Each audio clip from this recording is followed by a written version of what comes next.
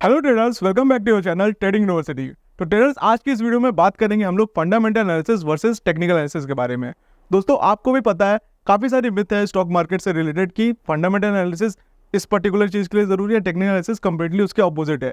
But ऐसा नहीं है, हमको फंडामेंटल एनालिसिस भी जानना जरूरी है और टेक्निकल एनालिसिस को भी जानना जरूरी है। दोनों ही एक ही सिक्के के दो पहलू हैं। तो आपको ये बताना चाहूंगा, fundamental analysis and technical analysis दो ही वे है स्टॉक को डिटरमाइन करने के लिए कि क्या ये जो स्टॉक है मेरे फेयर वैल्यू पे है या फिर जो स्टॉक को मैं इस पे इन्वेस्ट कर सकता हूँ कि नहीं कर सकता हूँ। चलिए दोस्तों, वीडियो को स्टार्ट करते हैं और बात करते हैं कि क्या है फंडामेंटल एंड टेक्निकल एनालिसिस। देखिए, दोनों ही वे है स्टॉक को निकालने के लिए कि देखिए दोनों ही वे है ways to determine stock.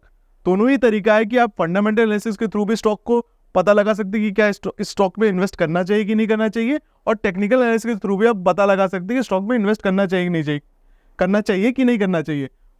And technical analysis के थ्रू भी आप पता लगा सकते हो कि इस स्टॉक में इन्वेस्ट करना चाहिए कि नहीं करना चाहिए। बट मेरा क्या पर्सनल ओपिनियन है कि फंडामेंटल जो है एक क्राफ्ट है। क्राफ्ट से मेरा ये मतलब है कि आपने कहावत तो बहुत सुनी होगी कि भाई कोयले की खदान में हीरा मिला। तो फंडामेंटल एनालिसिस जो करते हैं वो कोयले की खदान से हीरा निकालते हैं, इसीलिए वो क्राफ्ट है। ठीक है, मींस इतने सारे हमारे स्टॉक मार्केट में शेयर लिस्टेड है, उसमें से कुछ ऐसा स्टॉक जो आपको 2x 3x रिटर्न दे दे, ये काम होता है फंडामेंटल एनालिसिस का। और टेक्निकल एनालिसिस क्या है? मैथ है। ठीक है, वो उनको फंडामेंटल से कोई मतलब नहीं होता, बट आपके लिए जानना दोनों ही जरूरी है। आपके लिए, हमारे लिए दोनों ही जानना जरूरी है कि fundamental analysis and technical analysis दोनों की इंपॉर्टेंस हमारी ट्रेडिंग में आती है। ठीक है, भले ही हम लोग स्विंग ट्रेडिंग करें या लॉन्ग टर्म ट्रेडिंग करें, हम लोग के लिए दोनों ही चीज जानना जरूरी है। Both have importance respectively. ठीक है, अब फंडामेंटल में बात करते हैं हम लोग a method of determining a stock real of fair market value.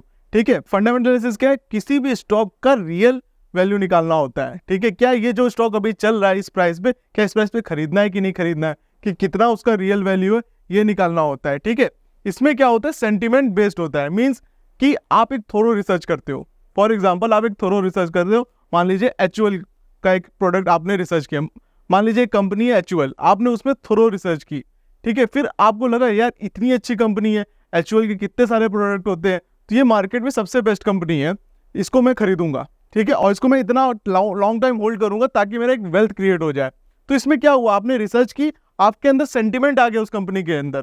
ठीक है, एक इमोशंस आ गए कि भाई मैंने तो रिसर्च की एकदम थोरो, और मुझे लगा एचयूएल के तो सारे प्रोडक्ट हैं, सब लोग यूज करते हैं, सब उसके साबुन से नहा रहे हैं, सब उसका हल्दीराम खा रहे हैं। ठीक है, तो आपके अंदर सेंटिमेंट आ गया कि भाई ये कंपनी बहुत अच्छी है और इसको मैं फंडामेंटली लॉन्ग टाइम होल्ड कर सकता हूँ। ठीक है, तो इसी तरह मैं सेंटिमेंट बेस्ड एग्जांपल आपको अभी समझाया एचयूएल का एग्जांपल देते हुए कि अगर कोई व्यक्ति है जो एचयूएल में इन्वेस्टेड है और उसने थोरो रिसर्च किया, तो उसके अंदर सेंटिमेंट आ जाएगा, उसके अंदर इमोशन आ जाएगा कि वो उस कंपनी से जुड़ जाएगा, उसको लॉन्ग टर्म होल्ड करेगा। ठीक है, अब टेक्निकल एनालिसिस क्या है? ठीक है, टेक्निकल एनालिस्ट का मतलब होता है, जो टेक्निकल एनालिस्ट होते हैं वो ये सोचते हैं कि जो प्राइस होता है वो सारी फंडामेंटल न्यूज को प्राइज इन करता है। आपने कई बार सुना होगा कि भाव भगवान छे। ठीक है, ये बहुत ही कॉमन डायलॉग है गुजरातियों में। तो इसका मतलब यही है कि जो प्राइस होता है वो सारी फंडामेंटल न्यूज को प्राइज इन कर लेता है। ठीक है, स्टॉक मूव्स इन ट्रेंड। ठीक, स्टॉक मूव्स इन ट्रेंड मतलब आपको मैं बताया कि ट्रेंड कैसे डिफाइन करना होता है। तो ट्रेंड इज अ फ्रेंड। ठीक है, कोई स्टॉक अगर अप ट्रेंड में है और आपको इन्वेस्ट करना, तो अब उसका ट्रेंड पकड़ना आना चाहिए। और अगर आपने वो वीडियो नहीं देखी है तो डिस्क्रिप्शन बॉक्स में आपको लिंक मिल जाएगा, वहां से जाके चेकआउट कर सकते हैं कि stock moves in a trend. ये आपको पता होना चाहिए कि ये स्टॉक अप ट्रेंड में है और वो मूव ट्रेंड में कर रहा है, तो उसको देखते हुए आपको उसमें एंटर करना है। ठीक है, हिस्ट्री रिपीट इटसेल्फ, इसका मतलब ये है कि देखिए टेक्निकल एनालिसिस क्या देखता है, जिसका कोई जो सेटअप है, अगर वो मूविंग एवरेज पे काम कर रहा है तो उसको पता है कि भाई अगर ये 20 डेज की मूविंग एवरेज से स्टॉक बहुत दूर चला गया तो वापस आएगा, तो वही इसका मतलब हुआ हिस्ट्री रिपीट इटसेल्फ। ठीक है, अब अगर कोई मूविंग एवरेज पे काम कर रहा है, कोई होते हैं जो सिग्निकल साइकिल देखते हैं, मींस कि मार्केट में कोई ऐसी न्यूज आई या फिर गवर्नमेंट की कोई ऐसी पॉलिसी आई जो किसी एक पर्टिकुलर सेक्टर को वो करने वाली है, इफेक्ट करने वाली है, तो वो सिग्निकल साइकिल पे काम करते हैं। ठीक है, कि ये स्टील सेक्टर भागेगा तो मैं उसमें इन्वेस्ट कर दूं, तो ये भी एक टेक्निकल एनालिसिस का पार्ट है। उसके पास कोई सीजन स्टॉक देखते हैं। ठीक है, कि हाँ अगर शादियों का टाइम चल रहा है तो फिर टाइटन भागेंगे तो मैं उसमें खाली ट्रेड करूंगा, सीजन के स्टॉक्स में इन्वेस्ट करते हैं। ठीक है, तो जो टेक्निकल एनालिसिस है उसका बहुत वेरिफिकेशन बहुत बड़ा होता है। तो जो टेक्निकल एनालिसिस है उसका जो आप पैरामीटर्स देख लीजिए, बहुत वाइड होता है, ठीक है, फंडामेंटल से बहुत ही डिफरेंट होता है, ठीक है। अब फंडामेंटल एनालिस्ट को देखिए क्या क्या करना पड़ता है। सबसे पहले वो क्या करेगा, ठीक है, जो अगर फंडामेंटल एनालिस्ट है वो क्या करेगा, रियल बैलेंस शीट निकालेगा, ठीक है। उसके बाद देखेगा उसमें जो पी रेशियो चल रहा है उस कंपनी का, प्राइस टू अर्निंग रेशियो चल रहा है, क्या उसका जो प्राइस है उसकी अर्निंग से मैच कर रहा है कि नहीं कर रहा है, कि जो प्राइस चल रहा है वो अर्निंग को जस्टिफाई कर रहा है कि नहीं कर रहा है, तो वो निकालेगा। फिर वो देखेगा कि कंपनी पे कर्ज नहीं है, कंपनी पे क्या डेथ नहीं है। अगर कंपनी पे कर्जा नहीं होगा तो फिर सोचेगा हाँ ये कंपनी थोड़ी अच्छी है। फिर उसके बाद वो कंपटीशन देखेगा। सपोज करिए कोई लिकर कंपनी है, तो फिर कोई दूसरा लिकर कंपनी आ गया तो उसके साथ कंपटीशन मैच करते कि भाई इसका कंपटीशन क्या है, इसका टेस्ट क्या है, ठीक है। फिर प्राइस टू बुक वैल्यू, फिर वो देखेगा कि कंपनी की जो बुक वैल्यू है और उसका प्राइस क्या है, जस्टिफिकेशन है कि नहीं है। फिर मैनेजमेंट देखेगा कि उसका जो मैनेजमेंट है, जो उसका बॉस है उस कंपनी का, जो सीईओ है, क्या वो अच्छा कर रहा है, काम नहीं कर रहा है, क्या उसका पास्ट एक्सपीरियंस अच्छा है कि नहीं है। फिर वो देखेगा क्वार्टर रिजल्ट, ठीक है। और कभी भी वो एक क्वार्टर के रिजल्ट को नहीं मैच करेगा, वो बहुत सारे क्वार्टर्स को देखेगा कि क्वार्टर वाइज उसके रिजल्ट अच्छे आए कि नहीं आए, ठीक है। फिर उसका मार्केट प्रेजेंस देखेगा कि वो पर्टिकुलर कंपनी में जो इन्वेस्ट करने जा रहा है क्या उसका कितना बड़ा मार्केट प्रेजेंस है, कितने लोग उसको जानते हैं और कितने लोग उस प्रोडक्ट को यूज कर रहे हैं। तो देखिए फंडामेंटल एनालिस्ट में आपको ये सारे प्रोसेस आपको देखने होते हैं, तब आपको एक हीरा मिलता है, ठीक है। तो इसीलिए फंडामेंटल एनालिसिस इतना कॉम्प्लेक्स होता है, इतना टाइम कंज्यूमिंग होता है, इसीलिए लोगों के अंदर उस पर्टिकुलर स्टॉक के अंदर इमोशंस आ जाते हैं स्टॉक के लिए। लोग अगर इतना चीज पढ़ने के बाद उस स्टॉक में इन्वेस्ट करेंगे तो डेफिनेटली इतना टाइम लगाने के बाद तो सोचेंगे कि भाई ये 3x 4x हो, तो उनके अंदर इमोशन आ गए। इसीलिए मैं बोला कि मैंने फंडामेंटल एनालिसिस को डिफाइन किया कि भाई ये एक क्राफ्ट है, ठीक है। आपको भी पता है अगर आपको कोई क्राफ्ट आता हो, आपको आप पेंटिंग करते हो, आप इतने मेहनत से बनाए हो, तो आपको दिल से उससे प्यार हो जाता है। फिर आप चाहते हो वो एकदम अच्छे उसी तरह, पर ऐसा होता नहीं ना, समय के साथ पेंटिंग भी डल हो जाती है। तो यही चीज है कि लोगों के अंदर वो आ जाता है, एक इमोशंस आ जाते हैं। अब जो टेक्निकल एनालिस्ट वाले चाप होते हैं वो क्या करेंगे, ठीक है, वो सीधे चार्ट ओपन कर देंगे। भाई कंपनी उनको क्या लगता है, उनको ये लगता है ना कि प्राइस जो है सारा चीज फैक्टर किया है, तो ठीक है, भाव भगवान है उनके लिए, तो प्राइस हर चीज उनकी फैक्टर कर लिया, फंडामेंटल न्यूज फैक्टर कर लिया, सब चीज फैक्टर कर लिया, ठीक है। फिर कंपेयर करेंगे उनको पीयर से, ठीक है। जैसे वो लोग फंडामेंटल वाले अपना कंपटीशन देखते ही, टेक्निकल एनालिस्ट वाले क्या करेंगे, अपने पीयर से वो कंपटीशन देखेंगे कि जो मैं पर्टिकुलर स्टॉक में इन्वेस्ट करने वाला हूँ क्या उसके पीयर उससे ज़्यादा अच्छा कर रहे हैं। अगर नहीं कर रहे हैं तो ये मेरे लिए अच्छा है, अगर ज़्यादा अच्छा करे तो मैं उसको देखूंगा, ठीक है। वो चार्ट्स से कंपेयर करेंगे। फिर वो अपने इंडिकेटर से कंपेयर करेंगे। देखिए लिखा है ना, कंपेयर विथ सेटअप और इंडिकेटर, ठीक है। मीन्स अगर उनका कोई सेटअप होगा, मान लीजिए उनका मूविंग एवरेज का सेटअप है, तो अगर उनका मूविंग एवरेज का सेटअप ये बता रहा है कि जो करंट कंपनी में ये इन्वेस्ट करने का सोच रहे हैं वो अभी ओवर वैल्यूड है, तो वो वेट करेंगे। फिर देखेंगे अगर पीयर वाला बता रहा है कि पीयर इससे ज्यादा अच्छा और इसको इन्वेस्ट कर सकते हैं करंट भाव पे, तो वो उस पर शिफ्ट हो जाएंगे। तो टेक्निकल एनालिस्ट वाले जो होते हैं काफी फ्लेक्सिबल होते हैं, उनके अंदर काफी फ्लेक्सिबिलिटी होती है। और जो फंडामेंटल एनालिस्ट होते हैं वो थोड़े से इमोशन ड्रिवन हो जाते हैं, ठीक है। अब टेक्निकल एनालिस्ट वाले जो बोलते हैं वो इसमें लिखे, मैंने लास्ट में लिखा, technical analyst won't check any fundamental parameter, ठीक है। इसका यही मेन रीजन है, ठीक है। उनको पता है कि सारी चीजें प्राइस फैक्टर कर चुका है, तो मैं प्राइस को चेक करूंगा, ठीक है। अब इसमें समझते हैं कि सबसे बड़ा मिथ क्या है, long term investor need to study fundamental analysis.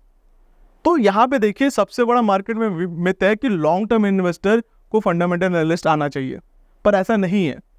एक इन्वेस्टर को दोनों चीज आना चाहिए, लॉन्ग टर्म इन्वेस्टमेंट भी कर रहा है तो भी उसको टेक्निकल एनालिस्ट आना चाहिए, और टेक्निकल एनालिस्ट को भी अच्छा स्टॉक निकालने आना चाहिए। ये टेक्निकल एनालिस्ट क्या होता है, एक आपको बताता है कि जो लॉन्ग टर्म इन्वेस्टमेंट है इसकी फेयर वैल्यू क्या है, और फंडामेंटल आपको बताता है कि भाई बेस्ट स्टॉक क्या है, ठीक है।